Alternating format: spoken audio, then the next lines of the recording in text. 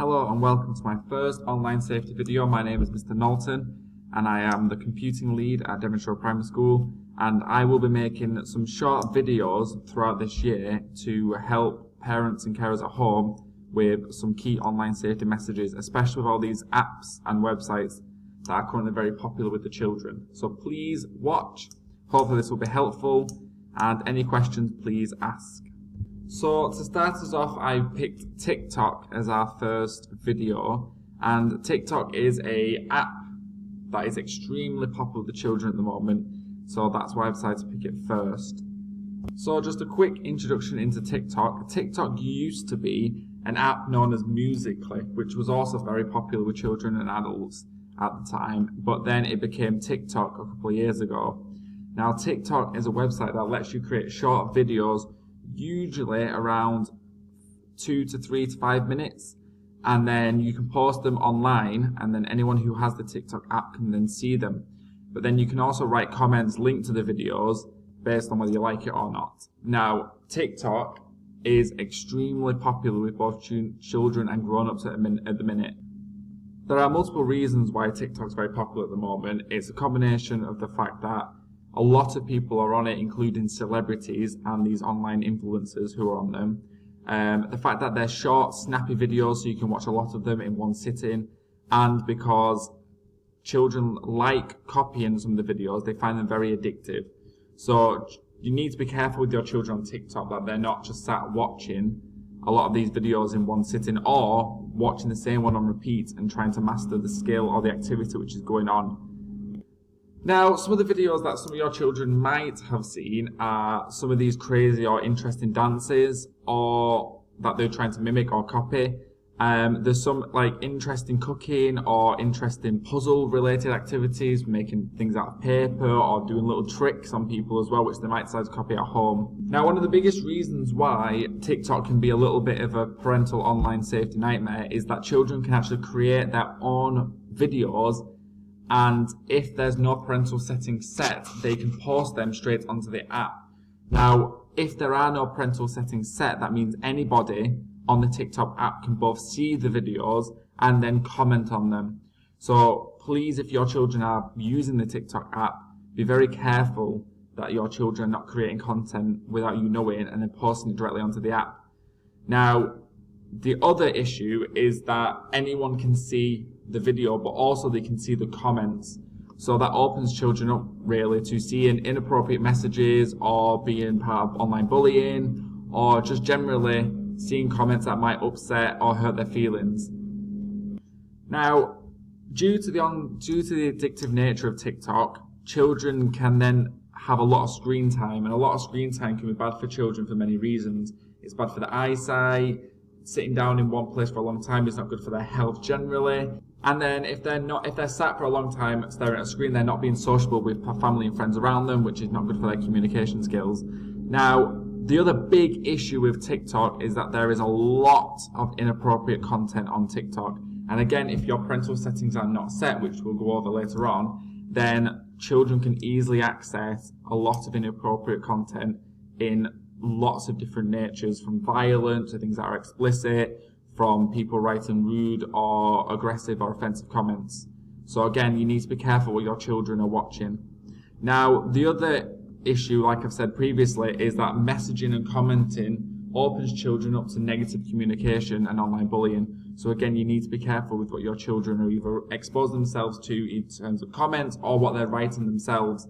Now, the actual recommended age for TikTok is 13, as are all social platforms. Now, the app does ask for a date of birth, but this can easily be faked by the child. So, for instance, if they were born in 2014, they could easily just put they're born in 1999. The app doesn't have any way of checking that. So, again, the children need to be careful with your children that are not faking an account. Now, I would advise, like all social accounts, that parental settings are set, which we will go over shortly, because at least then it filters out content that is appropriate, and it stops things like comments being able to be written or be seen by the child. The other big issue with TikTok is that children like to copy or mimic what they're seeing online. Now, TikTok is full of people that are known as influencers. Influencers being people who are popular on an app and are often copied. Now, one famous influencer on Fortnite is Ninja, who some of your children who play Fortnite you've probably spoken about, who loads of children wanted to be like on Fortnite. Now, TikTok is full of people similar who are very popular, and the children often want to mimic whatever activity they're showing. Now, children can become obsessed with a particular influencer, which can either cause the children to want to be that person, and obviously if they don't achieve that, then that hits their self-confidence and it can end up having low expectations of themselves. It could mean that children have low self-image of themselves because they're comparing themselves constantly to this influencer. And in some cases, children, when we're asking them what they want to be when they're older, they're saying they want to be influencers, YouTube stars, and obviously that's not going to be manageable for all children. So their expectations, again, are already being lowered.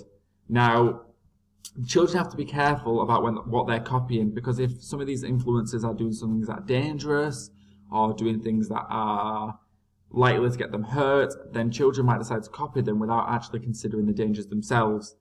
And the other thing is when children are copying things like inappropriate dances. Now, the children won't necessarily know themselves if they're inappropriate because of their age, but because they're copying someone who is older, then it might not necessarily be appropriate for them. And it's also song lyrics. If they're learning songs off TikTok, again, the children might not be familiar with some of the language, but actually when they're repeating it to other people or children, then they could be passing on this inappropriate content or learning something by accident that is inappropriate. Now, very quickly, I wanted to include how to set parental settings. Now, on our school website, we have an online safety page, which is under the key information heading, which has a TikTok guide on it as well. So please have a look at that for extra information. Now, to quickly set the parental settings, on the account, there are 3 little dots which are common on quite a lot of apps. And in there is a privacy setting. And on it, you can set a private account, whether people can follow you or not, whether your data is shared, whether you can post comments, and so on. Personally, I would set everything to private. There is no need for children to be able to put videos onto TikTok, or really to be able to post comments or read comments. Yeah, if children want to enjoy some of the content that's on TikTok, again, with your guidance, then that is absolutely fine. But otherwise, I would just limit any opportunity for anyone who's not a friend or a family member to be able to contact the child themselves, or to reduce their chances of seeing inappropriate comments. And finally, I just wanted to give my advice generally for online safety.